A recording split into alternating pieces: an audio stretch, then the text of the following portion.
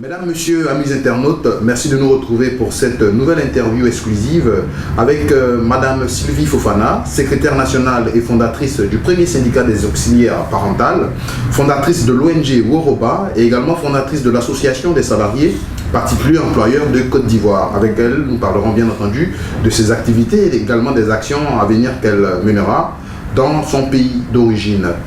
Sylvie Fofana, bonjour, merci d'avoir accepté notre invitation. Bonjour, c'est moi qui vous remercie. Alors la première question qui nous vient à l'esprit, comment faites-vous pour gérer toutes ces casquettes que vous portez? Déjà, c'est une passion qui m'anime parce que mon combat contre les injustices est tellement fort et tellement ancré en moi que moi j'ai pas l'impression d'avoir plusieurs casquettes. Pour moi, c'est la même casquette et cette casquette, c'est quoi? C'est un combat contre toute forme d'injustice. Alors, on le rappelle, le 17 octobre 2010, vous avez fondé l'association des nounous, ou comme vous aimez, des auxiliaires parentales de l'île de France. Alors, la première idée également qui nous vient, qu'est-ce qui vous a motivé à mettre sur pied cette association et est-ce que cette tâche a été aisée? Déjà, il faut dire que j'ai été auxiliaire parentale pendant 17 ans et j'ai constaté autour de moi qu'il n'y avait aucune structure pour organiser ces femmes. Aucune structure pour défendre ces pauvres femmes qui sont pour la plupart des femmes migrantes. Des femmes qui sont venues d'ailleurs pour venir chercher leur pitance en France. Donc ces femmes, elles étaient livrées à elles-mêmes. Et donc j'ai décidé, un après-midi du 17 octobre 2010, j'envoie 17 textos à 17 collègues auxiliaires parentales. Je leur dis, les filles, vous ne croyez pas qu'il est temps qu'on s'organise? Parce que tout corps de métier doit s'organiser. Si on reste là, livrés à nous-mêmes, nous serons des proies pour des employeurs malhonnêtes. Et donc, 16 d'entre elles m'ont dit, oui, on est avec toi. Il est temps qu'on s'organise. Il y a seulement une qui m'a dit, mais Sylvie, nous avons déjà une convention collective. Parce que vous savez, en France, je sais pas, je crois que ça existe aussi en Côte d'Ivoire, tout corps de métier est régi selon les... Enfin, tout contrat de travail est régi selon les dispositions d'une convention collective. Donc ça veut dire tout corps de métier a sa convention collective. Nous avions la nôtre, et la nôtre c'est le CCN 3180, Convention collective nationale 3180 des salariés de particuliers employeurs. Et donc dans cette convention, nous avons nos droits et devoirs. Et donc cette collègue à l'époque m'a rappelé en me disant, mais on a déjà une convention collective, pas besoin de se regrouper en association pour défendre quoi que ce soit. Je lui ai dit, mais est-ce que tu arrives à déchiffrer cette convention collective-là? Elle me dit oui. Je lui ai dit, si toi tu as la chance de la déchiffrer, il y a plein de collègues qui n'ont pas cette chance-là. Donc moi je pense qu'on ne se trompe pas des combats en mettant en place cette association de nous. Donc celles qui m'ont suivi, on a mis tout de suite en place l'association, on a mis les statuts en place parce qu'en tant qu'association, on doit d'abord déclarer les statuts à la préfecture de police, chose qu'on a faite. Donc on est devenu immédiatement association bien déclarée à la préfecture. Quelles sont les premières actions que cette association a posées? On a tenu notre première réunion à la maison des associations à Paris 15e. Et nous avions invité à l'époque un adjoint au maire de droite. Et qu'est-ce que j'avais fait à l'époque? J'avais invité des syndicalistes. Et l'adjoint au maire n'a pas du tout apprécié qu'il était de droite, parce que les syndicalistes sont de gauche en général. Et cet adjoint au maire, c'était le 8 janvier 2011, si j'ai bonne mémoire. Et cet adjoint au maire m'a fait une remarque en me disant, mais Sylvie, il fallait oser, mettre à ta gauche un homme politique de droite et mettre à ta droite un syndicaliste. Moi je dis, attendez, moi j'ai un combat à mener, moi je m'en fous que les gens soient de droite ou de gauche. Moi j'ai besoin d'éviter un membre de la mairie, un conseiller municipal, plus le syndicaliste. Je ne vois pas où est le problème. Donc on a rigolé pour les passer dessus. Mais ces jours-là, plus de 130 femmes sont sorties. C'était la première réunion. Et là, je me suis dit, donc il y avait un besoin de réunir ces femmes-là. Mais ça n'a pas été facile. Ça n'a pas été facile. Parce qu'en 2010, vous savez bien que la crise électorale avait atteint son paroxysme. Crise électorale ivoirienne. Donc, moi qui suis originaire du Nord, et des femmes ivoiriennes originaires de l'Ouest, qui sont aussi dans cette profession, ont vu de mauvais œil cette association. Alors qu'elle était apolitique. Oui. Cette association-là, c'est une association d'auxiliaire parental. Je ne vois pas le rapport avec la politique. Mais j'ai tout entendu, j'ai vraiment tout entendu, des méchancetés même. Il y en a qui m'ont dit, oui, c'est le président Alassane Ouattara qui lui a dit de mettre en place cette association. Donc n'y allez pas. Et puis c'est une djoula. Pourquoi c'est une djoula qui va venir nous commander? J'ai cru dans ce combat. Et j'ai continué. Alors, je crois que ce combat vous a valu une décoration. Le 15 mai 2015, le président français vous a décoré dans Chevalier de l'Ordre national du mérite. Est-ce que vous pensez que c'est suite à ce combat que vous menez que vous avez été remarqué par le chef de l'État français? Oui, je dirais parce que déjà, moi je remercie les hommes des médias. J'arrête pas de le dire. Si j'ai pu être en pleine lumière, c'est grâce à mon travail, mais c'est aussi grâce aux hommes des médias. France 2 m'a accordé une interview dans un documentaire qui a duré 52 minutes. Et déjà, ça m'a valu même d'être appelée la chouchoute des médias. Donc, je dois beaucoup, même beaucoup aux hommes des médias. Je leur dis merci. Parce que s'ils n'avaient pas été avec moi, je ne serais pas mise en pleine lumière. Alors, vous parlez de lutter contre l'injustice, vous avez été vous-même auxiliaire parentale. Quelles sont les réalités en fait, que vivent ces auxiliaires parentales, surtout en Europe? Les réalités, elles sont parfois déconcertantes. Parce que aller laisser ses propres enfants, aller garder les enfants d'autres couples, et ne pas avoir un minimum de considération vis-à-vis de ses employeurs, je peux vous assurer que ça déroute. Et c'est là que l'association des nounous de France intervenait, parce qu'on organisait des réunions tous les 2 mois. On faisait comprendre à ces femmes, c'est vrai, vous êtes injustement traités par des employeurs, alors que vous donnez le meilleur de vous dans votre profession. Parce que si nous ne sommes pas là, ces employeurs ne peuvent pas aller travailler.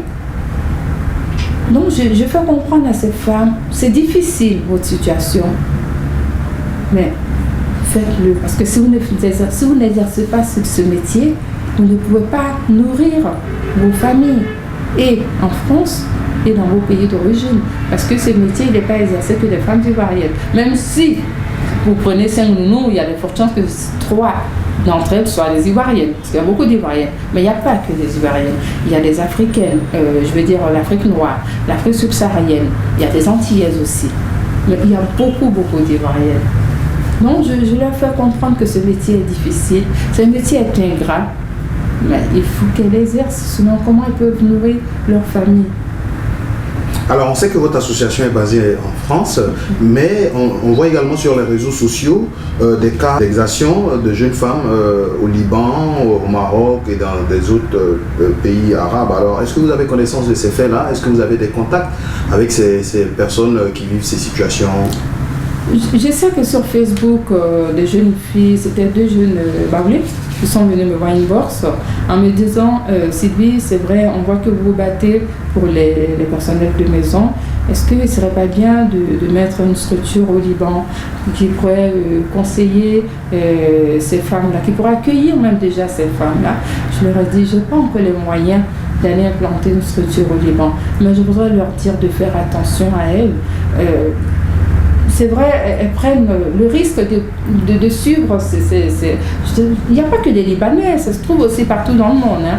Je n'ai pas envie d'être raciste en m'adressant à une frange de la population mondiale. C'est des faits qu'on a constatés ensemble, voilà. Mais okay. Ça ne se répand un peu partout dans le monde. D'accord, mais le seul conseil que je pourrais leur donner, c'est de faire attention à elles. Un employeur, au bout de 2 mois, vous vous rendez compte s'il est bien ou s'il n'est pas bien. S'il n'est pas bien, ce n'est pas la peine d'insister. Autant le voir à son ambassade et puis demander à rentrer chez soi. Avant d'avoir les moyens de vous implanter au Liban ou votre association, vous êtes ivoirienne et vous effectuez de nombreuses visites dans votre pays d'origine. Alors, doit-on s'attendre à la mise sur pied d'une association des auxiliaires parentales en Côte d'Ivoire? Non, ce ne sera pas une association des auxiliaires parentales. C'est plutôt une association des salariés du particulier employeur que nous avons mis en place ici le mois de juin 2014. Alors, c'est quoi la différence? Alors, les auxiliaires parentales, ce sont, vous allez dire, les nounous, les filles qui gardent que les enfants de leurs employeurs. Alors que les personnels de maison, vous avez le chauffeur, vous avez le jardinier, vous avez la garde d'enfants, vous avez la cuisinière, vous avez le majordome. Tout le personnel qui est au service du particulier, c'est cette association qu'on a créée pour ce personnel-là. Alors, quel est le constat en Côte d'Ivoire? Ouh là là, le constat, il est amer. Il est amer. Parce que j'ai posé des questions à des employeuses, surtout les employeuses. Et il y a des femmes qui m'ont dit, oui, ma servante, elle commence à 8h du matin ou à 7h du matin, elle finit à 23h minuit, parfois même au-delà, tant que le mari n'est pas entré, la servante, elle ne peut pas aller se coucher parce qu'il faut attendre de chauffer le repas du monsieur. Et je leur dis, elles sont payées combien? Elles sont payées entre 25 et 30 000 francs par mois. Je leur dis, ne crois pas que c'est abusé de faire travailler une personne de 7h du matin jusqu'à 23h parfois au-delà. Et 25 à 30 000 francs, pour moi, c'est de l'abus. Vraiment, c'est de l'abus. Parce qu'avec un salaire pareil, comment voulez-vous que ces personnes puissent vivre dignement? C'est pas possible. J'entends des gens qui me disent, mais Sylvie, on a l'impression que toi, tu veux ce que tu as appris en France, tu penses que c'est possible de le déplacer ici? Je dis non. Je dis pas parce que le SMIC déjà en France, c'est 1 200 €, c'est 800 000 francs CFA. Ici, le SMIC, c'est 62 000 ou 63 000 si j'ai bonne mémoire. On ne vous dit pas de payer les servantes à 63 000. On vous dit, si vous les nourrissez, si vous les logez, payez-leur au moins entre 30 et 40 000 francs par mois et puis déclarez-les à la CNPS. Pour moi, ce n'est pas trop demandé. À la limite, il y a des femmes qui me disent non, on n'a pas le moyen de payer une servante à 40 000 ou à 50 000 francs. Mais dans ce cas, n'en prenez pas. Nous, en France, l'État dit, la loi dit que quand tu emploies quelqu'un chez toi, il faut que tu le payes au SMIC, à hauteur du SMIC. Ça limite 200 €. Mais allez voir dans les familles d'immigrés combien ont du personnel de maison. Personne, parce qu'on n'a pas les moyens de le faire. On se débrouille pour faire à manger pour nos maris. On se débrouille pour faire les tâches domestiques. Pourquoi les femmes ne feraient pas pareil ici? Qu'elles s'organisent. Vous l'avez dit, il existe des différences culturelles, surtout entre l'Europe et l'Afrique. Surtout pour la Côte d'Ivoire, on a le cas, surtout pour des employés de maison qui sont parentés à ces employeurs-là, alors qui ne perçoivent en général pas de salaire et qui vivent sous la coupole de ses parents. Est-ce que vous pouvez intervenir à ce niveau, surtout avec ces différences culturelles? Ce n'est pas parce que un tel ou une telle est mon parent que je dois le faire travailler sans lui donner un salaire. Parce que si ce dernier va se plaindre, par exemple à l'association des salariés du particulier employeur, je peux vous dire que nous, on se ferait un grand plaisir d'accompagner cette personne pour défendre ses droits. Parce que c'est de l'exploitation humaine, vraiment. Très bien, amis internautes, je rappelle que nous sommes avec Mme Sylvie Fofana, secrétaire nationale et fondatrice du premier syndicat des auxiliaires parentales, fondatrice de l'ONG Woroba, fondatrice de l'association des salariés particuliers employeurs de Côte d'Ivoire. Alors, vous, qu'est-ce que vous allez faire concrètement, Mme Sylvie Fofana, en Côte d'Ivoire? Alors, une fois que votre association est créée, quelles sont les actions que vous allez mener pour défendre ces salariés particuliers employeurs? D'accord. Une frange de la population ivoirienne que j'ai interrogée, la plupart de ces personnes m'ont dit écoutez, nous on veut bien les payer ces personnels de maison à hauteur du SMIC, ou même plus que le SMIC, à la condition que ces personnels soient formés, soient des personnels qualifiés. Et c'est pour ça que nous avons approché des partenaires ici qui vont nous aider à former au moins 300 salariés du particulier employeur. Ça va être des cuisinières, cuisiniers ou cuisinières, ça va être des gardes d'enfants à domicile, ça va être aussi des gouvernantes. On va les former. Sur quels critères vous allez les choisir? Ce sera les adhérentes de l'association des particuliers employeurs. Donc, au moment à temps voulu, je crois que ça va être au mois de novembre ou décembre, si on arrive à s'entendre avec nos partenaires, nous allons lancer des appels à candidature en disant aux personnes de venir adhérer à l'association. Les frais de cotisation s'élèvent à 1 000 francs par mois, ce qui fait 12 000 francs l'année. Pour ceux qui n'auront pas le moyen de payer entièrement le montant, leur dira de payer en plusieurs fois.